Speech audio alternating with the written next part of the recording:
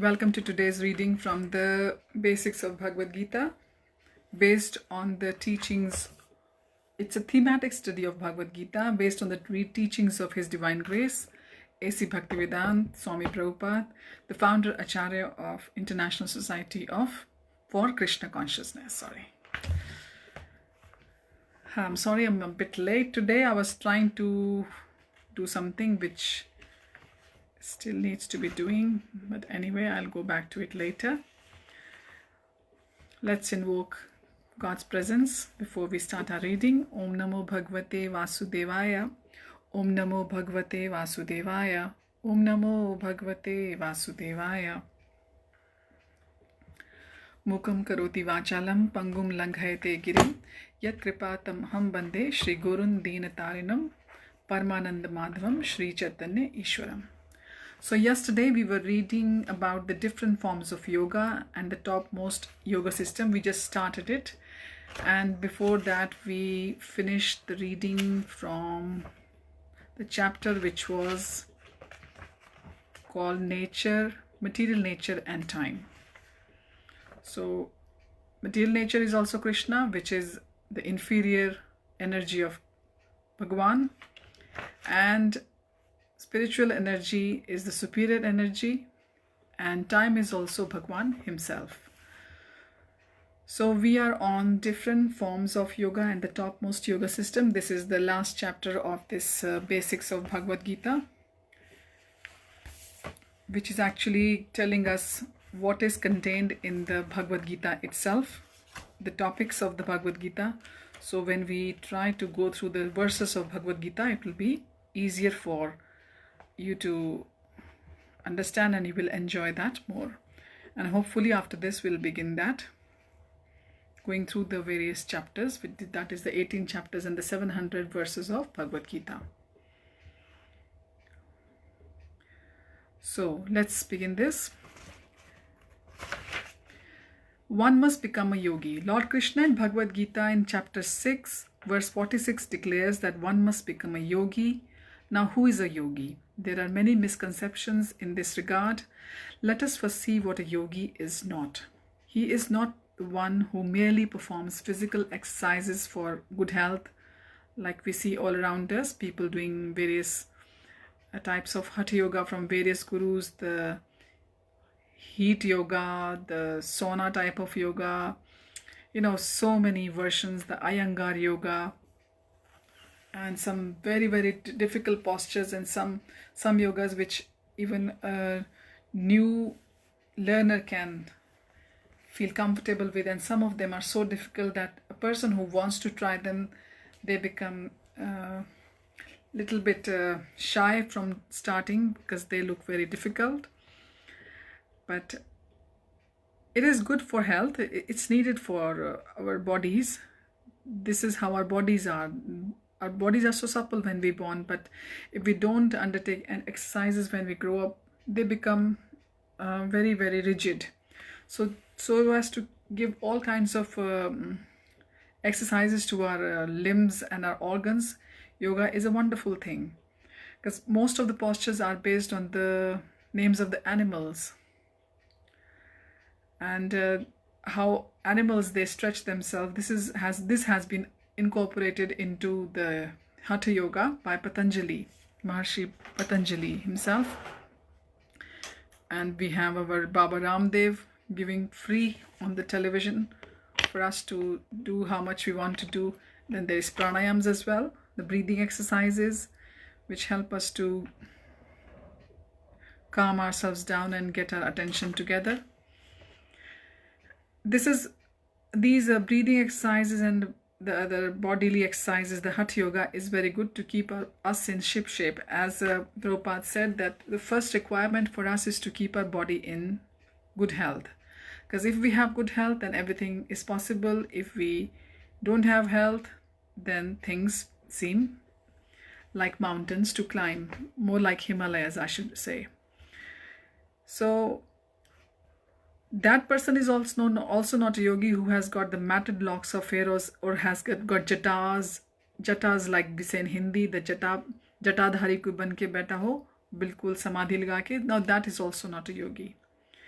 Bhagwan says, now a person with extraordinary powers, like somebody who has got a lot of siddhis, they can just perform a lot of magics, or they are very extraordinary than the normal human beings. Now that person is also not a yogi. So what is yoga? The word yoga comes from the Sanskrit word yuj, which means to reunite or link. Now reunite or link with whom? Reunite or link with the Bhagwan. So yoga is a link of love and service. The Lord and the soul are eternally and constitutionally linked in a bond of love. To re-establish that link is yoga. Our atmas or the souls are part of the bigger Lord, which is Paramatma form, whose Paramatma form is sitting in our hearts. And to reunite with that link, to reunite with that God through the link is yoga. That is the real meaning of yoga. Now, what link is that? That is devotional service. Dharma means which cannot be separated from something. What is it that cannot be separated from fire? Obviously, heat and light. And from sugar, it's sweetness. Thus, the dharma of fire and sugar are heat and sweetness, respectively. Similarly, the dharma of the living being is to serve. So if you ask yourself, without even brainstorming with anyone or listening from Acharya, so what is the dharma of what is the purpose of our soul? It's to serve and love. So we all have an innate tendency to love and serve, but presently that propensity is being directed towards the people and the things of this world. So if we don't know what our real constitutional position is, कि हमारा शाश्वत धर्म क्या है हमारी आत्मा का, तो हमें यदि नहीं पता है तो हमें बस व्यक्ति और वस्तुओं से ही प्यार होगा. That's all our soul can see, and that's all it can do. In a way, when people say in the world ignorance is bliss, in this sense, ignorance is not bliss, because one gets fed up after serving the people and loving the things after some time, because you can't continue doing this forever. After a certain age, or if someone who is a little bit more impatient, they get fed up quite quickly. That I'm not getting fulfillment by serving people and loving the things. So what is my purpose for life? So the quest for the real purpose of life begins. Only when we repose our loving and serving propensity in the Supreme Lord Sri Krishna can we find real fulfillment and happiness.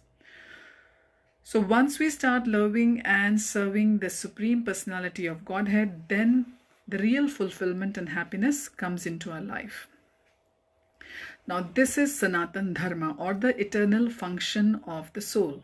So what is the literal meaning of Sanatan Dharma? If somebody asks you, or sometimes you are thinking about it, the literal meaning of the Sanatan Dharma is the eternal function of the soul.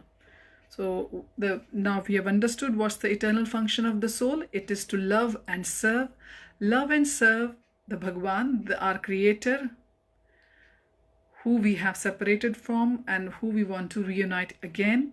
And linking back to him is yoga. Yuj means, like we said, yuj means to reunite or link. And it is a link of love and service. So having rebelled against the will of the Lord, we are now in the material world, languishing in the miserable cycle of birth and death, like the son of a rich man who leaves his father and ends up on the street as a beggar. The son can be happy only when he is reunited with his father. Similarly, the soul can only be happy when it is brought back to the service of the Lord. So we can understand these lines very clearly. So just to give some special thoughts to your thought process, Just think that we were serving the Lord at his abode in Golok Vrindavan. Our souls were doing the service in not in this material body which gets ill, which feels hot, which feels cold, and our ego which feels hurt, which feels puffed up, and which wants to hurt people, and which enjoys hurting people, and which doesn't wants to live in harmony, our soul. This was once upon a time in a very blissful state, serving the Lord, and after having served the Lord, God knows for how many thousands or billions or maybe millions of years, it suddenly got fed up. It says, I'm not enjoying this. I want to enjoy myself. I want to enjoy for myself. I don't want to serve the God. So God has promised us that He is going to honor our wishes every time. So God had seen our wishes when we were serving in Golok Vrindavan. So Krishna said to his other plenary expansions, or the officers in charge of throwing those souls who want to enjoy themselves back into the Mrityu Lok, or the earth. So we got thrown back into this life. And now we don't know that we fell down as human beings, or we fell down, God knows, as in other species, or have we come back into this human form after traveling from जिसको कहते हैं हिंदी में चींटी से हमारा जन्म शुरू हुआ, मे बी अमीबा से, उससे भी छोटा अमीबा है जो माइक्रोस्कोप से देखते थे हम लोग बचपन में कि वो सबसे छोटा जीवाणु है. That's the smallest of the living entities. Or maybe there is some smaller being found nowadays, because we left school long time ago, and everything changes in the scientific world every day, because they have to make a lot of money, the farmers, so that they keep doing new researches and inventing new things, and every time there's something else. So we don't know whether we started our life from amoeba, a little tiniest form of life which can't be seen with the naked eye, and then we reached the human life, or we fell from the Golok Vrindavan into this form, which I highly doubt, because we are not that realized souls yet. So whichever form we were in the last life, we were unhappy, so we got this life, but one thing is sure, that since we have got the human lives, we must have done something right to acquire a human life, and that too in a good family, especially of the Brahmana family, born in a Brahman family, and to be born in a family where there is no dearth of food grains, and you have got a roof on your head, and you've had a chance to have good basic education, academic education like they say, or even having a chance to study up to the university level, and you have got all the necessities of the life. So we must have done something good. All of us in this group, I will definitely say that we have had this kind of birth in this our present life.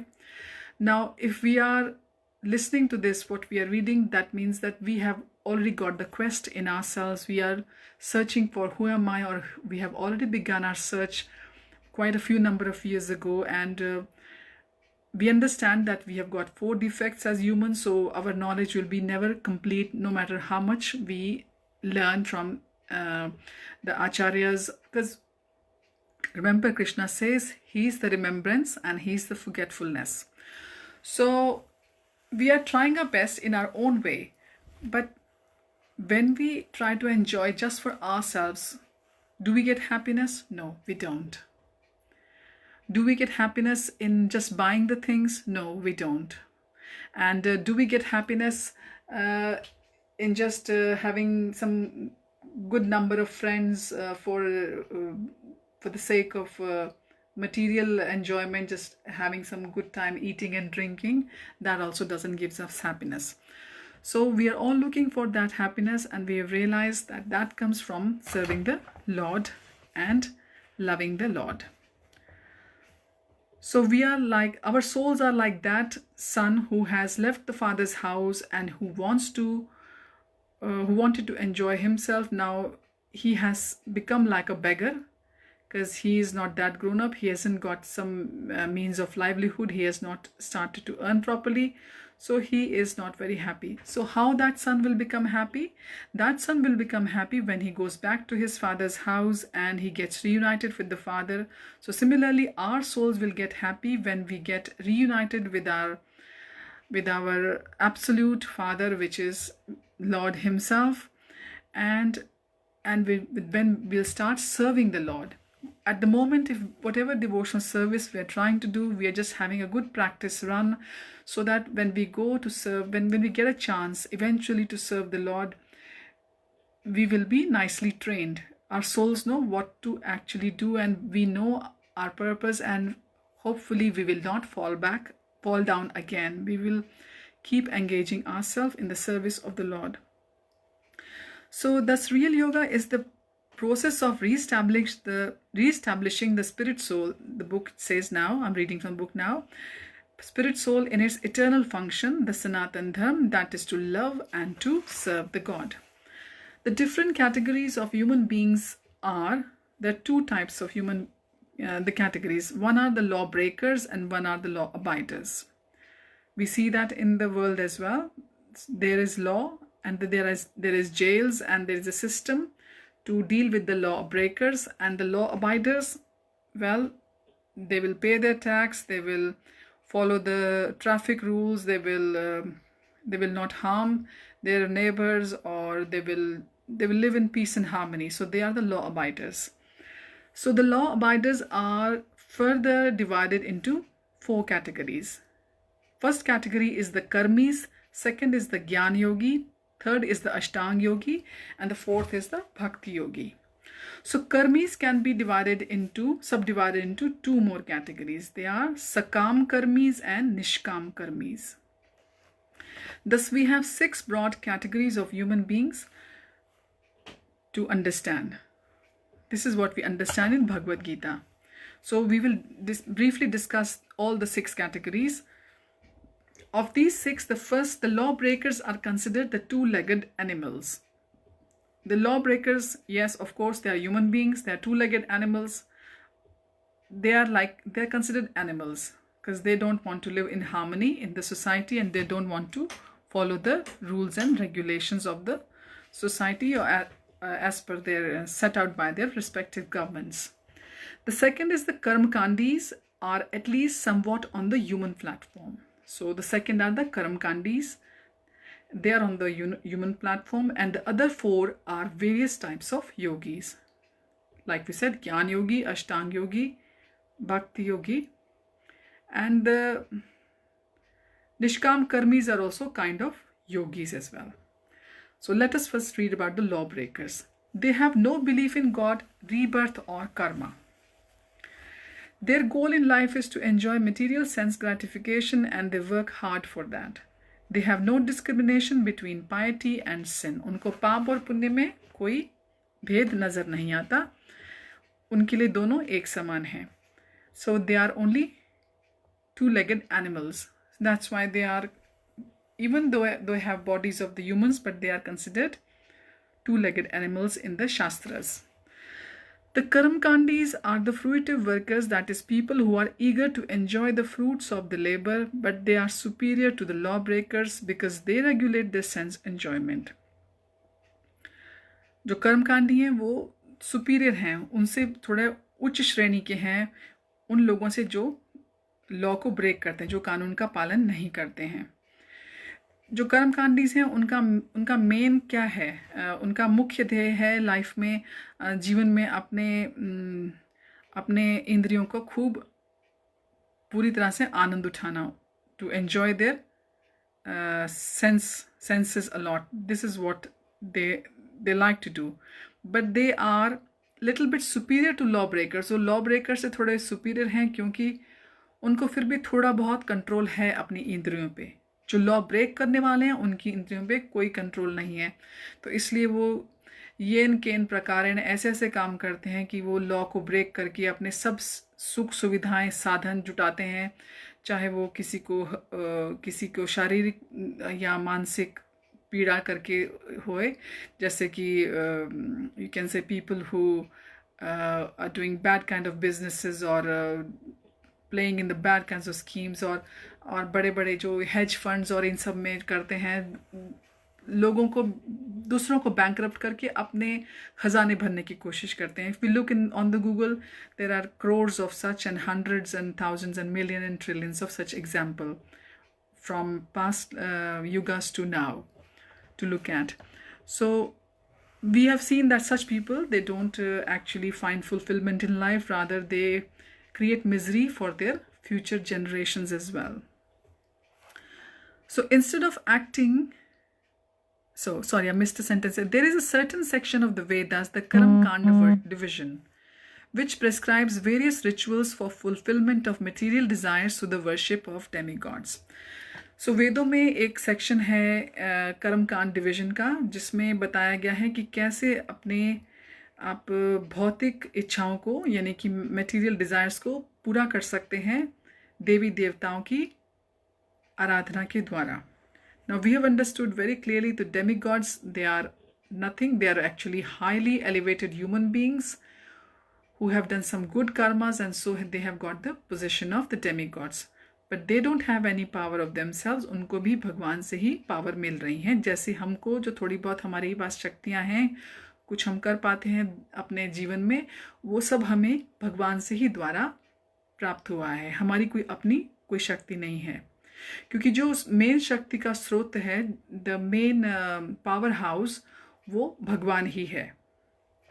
So instead of acting whimsically and independently like the lawbreakers do, the Karmakandis at least accept the authority of the scripture and the demigods.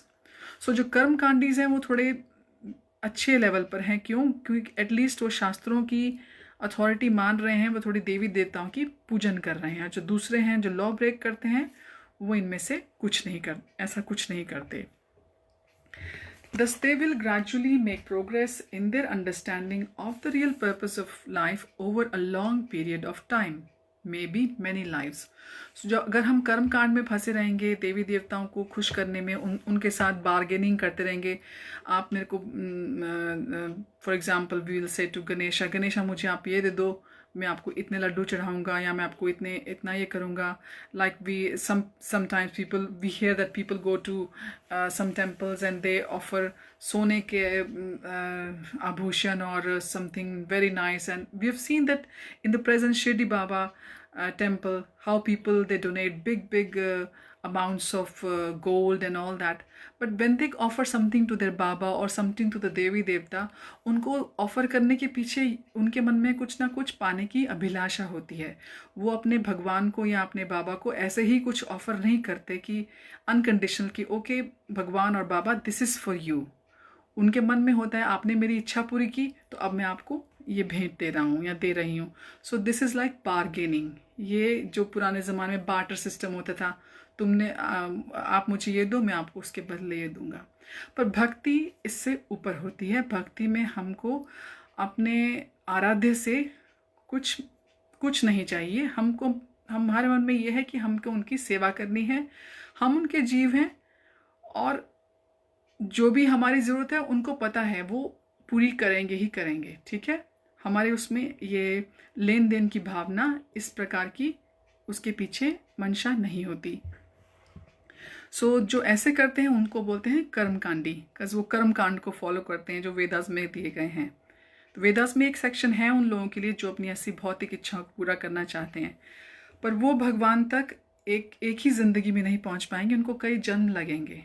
वो पुण्य करेंगे, फिर पुण्यों के कारण उनको फिर कोई अच्छी फैमिली में उनकी आंखें खुलेंगी कि हमने कितने जन्मों में ऐसा एंजॉय कर लिया है, पर हमारा अभी तक तृप्ति नहीं हो रही है ना हमारी आत्मा की. तो there are stories in Bhagavatam about this as well. कैसे राजाओं ने अपने इवन पुत्रों से कहा कि हमें अपना यूथ दे दो, अपना यौवन दे दो, कि हमारे अभी हम बूढ़े नहीं होना चाहते हैं. King Yayati was one of those.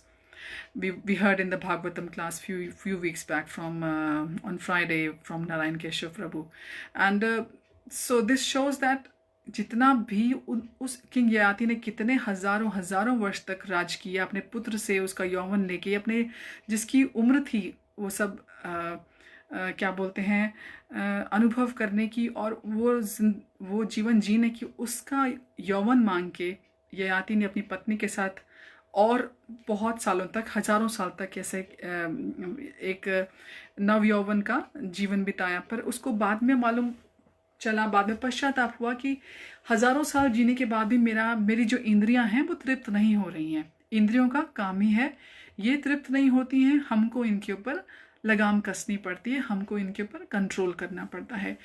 वो तब होता है जब आपको अपनी जीवन का रियल ध्येय या असली ध्येय, रियल पर्पस आपको पता चलता है, तब आपकी आंखें खुलती हैं।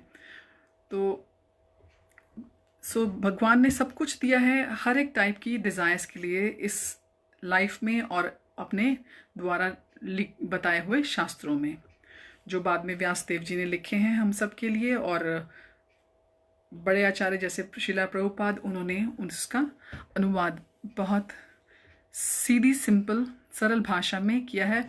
और अब इस्कॉन की कृपा से हर एक भाषा जो हमारे इंडिया की है उसमें उसका अनुवाद है, और भी जितनी भाषाएं हैं अराउंड द वर्ल्ड उन सब में उसका बहुत सुंदर तरीके से अनुवाद किया गया है। और ये बहुत अफोर्डेबल है, कोई महंगी नहीं है। अगर आप खरीदना ना चाहें, आप ऑनलाइन भी पढ़ सकते हैं vedabase.com पे जाके।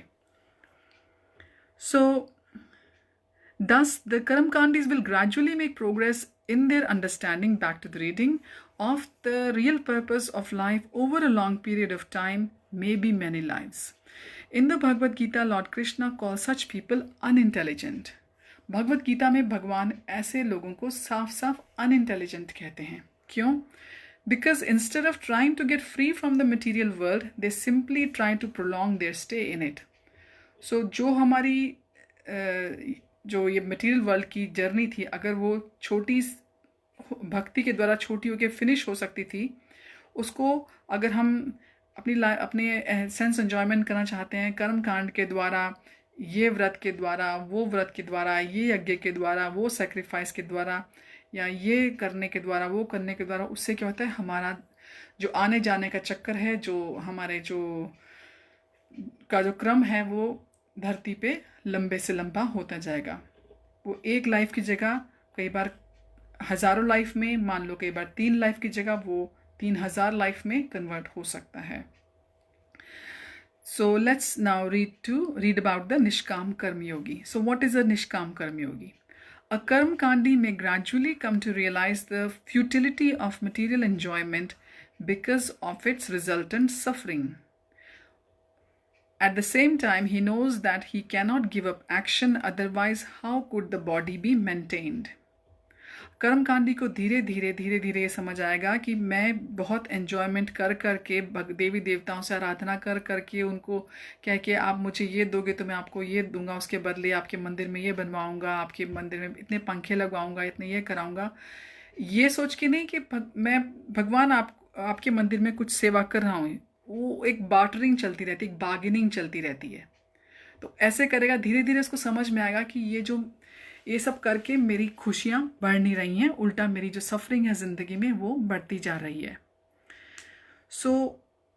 उसको ये भी समझ में आ जाएगा कि कर्म करना तो बंद होगा नहीं, कर्म तो हमको करना पड़ेगा, भगवान ने कहा है। अगर हम हाथों से नहीं कर्म करते तो हमारा दिमाग ओवर टाइम काम करता है, मन ओवर टाइम काम करता है, उसके घोड़े दौड़ते हैं इधर से उधर, क्योंकि हमको शरीर को तो चलाना है। अगर हमको सिर्फ खाने को मिलता जाए हर वक्त, हम कहें हम कुछ हाथ से पाँव से नहीं करेंगे, तब भी हमारा शरीर बीमार हो जाता है। शरीर की भगवान ने व्यवस्था इस प्रकार बनाई है that we have to do some work to keep our limbs and body active and also our mind stable. तो अगर हमारे पास खाना नहीं है तो वैसे भी हमको काम करना पड़ेगा, धनोपार्जन करना पड़ेगा to get some money in rolling into the house to maintain our family. So thus the Karamkandi will come to the platform of becoming detached from the fruits of his actions, following the principles enunciated in the famous Bhagavad Gita verse, which is Karmani evadhikaraste ma phaleshu kadachana ma karmphal hetur bhurma te sangostva akarmani. So this is from Bhagavad Gita chapter 2 verse 47. translated as, you have a right to perform your prescribed duty, but you are not entitled to the fruits of action. Never consider yourself the cause of the results of your activities and never be attached to not doing your duty. This is the first stage of Nishkam Karma Yoga.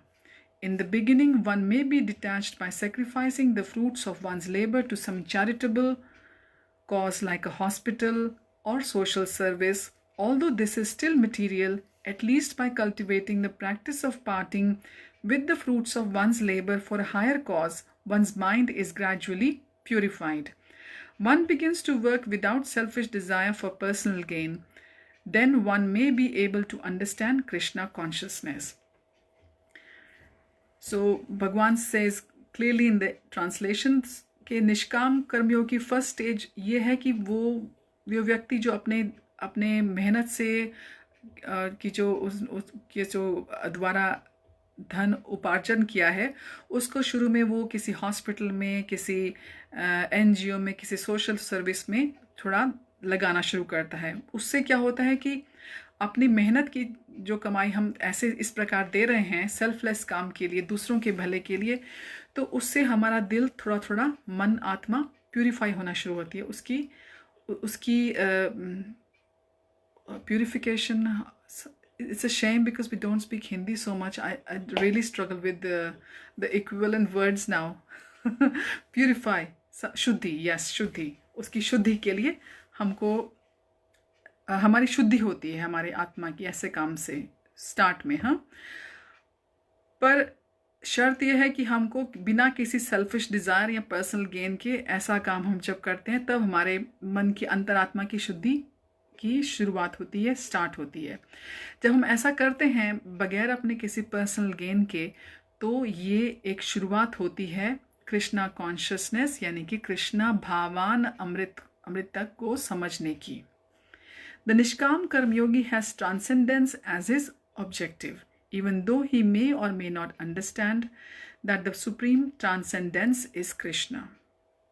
Lord Krishna says, work done as a sacrifice for Vishnu has to be performed, otherwise work causes bondage in this world.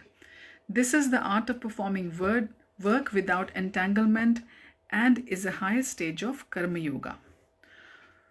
So, भगवान कहते हैं कि हमको ऐसे sacrifice करने पड़ेंगे विष्णु के लिए जो हमको इस संसार के साथ बांधे नहीं, और यह काम जो हमको इस संसार के साथ बांधेगा नहीं, जो हम बगैर किसी इच्छा के या बगैर किसी भगवान से लेन देन के करेंगे, तो ये एक हायर स्टेज मानी जाएगी कर्मयोगा की. Many people says I am a Karmayogi. We find that around us, and simply working very hard does not make one karma yogi. A normal person thinks that day and night काम करते जाना सुबह से लेकर शाम तक, just like a donkey or an ass, like Prabhupada says again and again in his purports, is a karma yogi. One must at least be detached from the fruits of one's labor. अगर हम अपने जो fruits of labor जो हमको उसके fruits मिल रहे हैं, अगर उनके साथ हम attached हैं, तो फिर हम सही मायनों में कर्मयोगी नहीं हैं.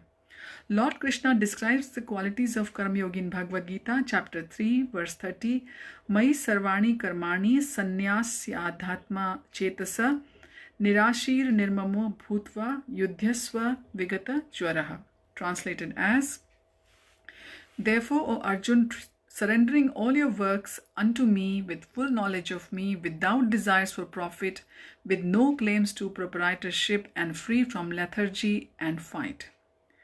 A Karma Yogi must now first offer fruits of labor to God, second, work in spiritual consciousness, third, be detached from the fruits of labor, fourth, give up the sense of proprietorship, fifth, work without laziness. So gradually the Karma Yogi seeks higher understanding of something beyond this world. So it's all about the attitude of our work, of our which is our karma. कि हमने जो भी हमने हम like we से कि बिल्कुल easy है कृष्णा कॉन्शियस बनना। हम अगर कहना शुरू करें ये घर भगवान का है जिसमें हम रह रहे हैं, हमको भगवान ने कुछ समय के लिए दिया है, जब तक हमारी जीवन है हमें साथ में परिवार दिया है, और उस परिवार को हम भगवान का ही परिवार माने और सोचें कि ये भगवान के द्वारा दी गई ही एक जिम्मेदारी है, एक भगवान ने ही हमको दिया, उसके ऊपर एक हक ना जमाएं अपना, एक like in simple words they say, we don't try to think that we are the malik of it. No, we should think that we are just doing some service for Krishna, and this all these responsibilities I have in this life have been provided by Krishna for me to undergo in this life. और अगर हमारी अच्छी कोई profit होए, चाहे वो अगर हमने कुछ सीखा है तो वो हम कोशिश करें दूसरों को देने की, और किसी अगर कोई नॉलेज है तो बांटें आपस में, लाइक भगवान से विद्या ददाति विनयम। सो और अगर हमने जो कुछ कमाया है कोशिश करें हम उससे भगवान के लिए अच्छी चीज़ें बनाएंगे, लाएंगे अपने घर में, मंदिर सजाएंगे, भगवान जो खाना हम खुद खाएंगे वो अपने ही सोच के लिए, अपने लिए नहीं लाएं। We should think that we've bought the food stuff and we are going to make a nice bhoga and offer to Krishna, and then we'll have as a prasad. Because don't forget, even the vegetables and fruits, like we think that eating meat is sinful, but just eating the fruits and vegetables without offering to Lord is also a kind of sin. Because all these trees and roots and shoots which are being cultivated, they also have got sensations, they're also sensitive, they're also living. A living thing is only going to give us some fruits, non-living can't. हम एक plastic या rubber का कोई fruit पौधा लगा दें ज़मीन पे, वह हमें फ्रूट नहीं देगा, पौधा नहीं देगा कुछ भी। हाँ, तो अगर हम जीवित कोई लगाएंगे सीड, जो हमको मालूम है कि सीड धरती में जाके सूर्य और पानी के साथ मिलकर हमको फ्रूट्स और सब्जियां देगी या फूल और फल देगी, तो वो एक जीवित चीज़ है, उसको भी हमको भगवान को अर्पण करना पड़ता है। Because when we have the fruits and vegetables we disturb lots of insects and lots of entities on the soil level, उनको हम परेशान करते हैं। तो और जब हम सांस लेते हैं फॉर एग्जाम्पल, गॉड नोस हम कितने जीवाणुओं को अंदर ले रहे हैं जो हमको आंखों से नहीं दिखाई दे रहे हैं। और जब हमारे लिए पानी आता है, when it gets purified, same thing happens to it. It undergoes lots of processes to become pure. It's not available in the purified form. The one which we are throwing away now, it gets recycled over a long process and comes back to us through our water system in the house or in the water bottles in the market. So this is roughly something about the Karma Yogi. I hope you have understood some of it. So Karma Yogi seeks higher understanding of something which is beyond this world. If somebody is just happy by living with the things of this world, जो सुख और दुख है बस enjoy करके जैसे भी करके अपना life काट रहा है, so he is a कर्मकांडी. और somebody who is trying to transcend beyond this world, इस धरती से, दुनिया से परे क्या है, जिसके दिमाग में आता है कि अच्छा ये कंप्यूटर चल रहा है, इसकी हार्ड ड्राइव है, सॉफ्ट ड्राइव है, तो वो उसको ये भी तो मालूम चलता है ना कि जो ये दिन हो रहा है, रात हो रहा है, मौसम बदल रहे हैं, आ रहे हैं, जा रहे हैं, पौधे आज हरे भरे हैं, कल पतझड़ में क्यों हो रहे हैं।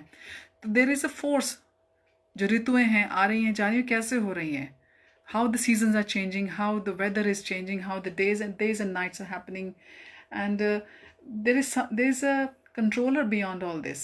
And how come the sun is always there? Okay, sometimes it's hidden by the clouds, but there is a power.